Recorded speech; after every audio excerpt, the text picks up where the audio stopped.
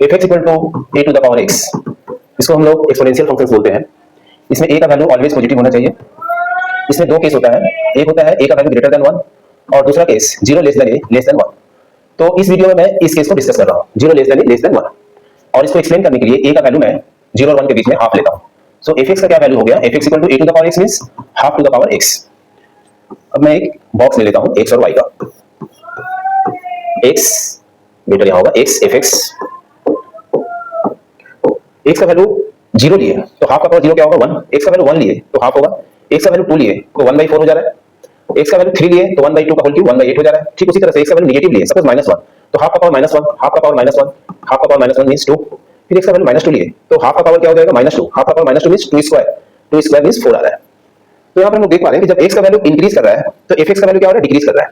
x का value increase कर रहा है तो fx का वैल्यू डिक्रीज कर रहा है, या x का वैल्यू डिक्रीज कर रहा है तो fx का वैल्यू इंक्रीज कर रहा है। इसलिए इस केस में 0 less than a less than 1 में fx को हम लोग क्या बोलेंगे, डिक्रीजिंग फंक्शंस बोलेंगे।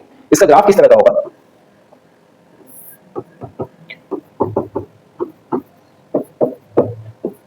x इक्वल टू 0 पे fx का वैल्यू 1 है, दैट मींस x का वैल्यू 0 है तो fx का वैल्यू 1 है। इसका ग्राफ इस तरह का होगा, लाइक दिस।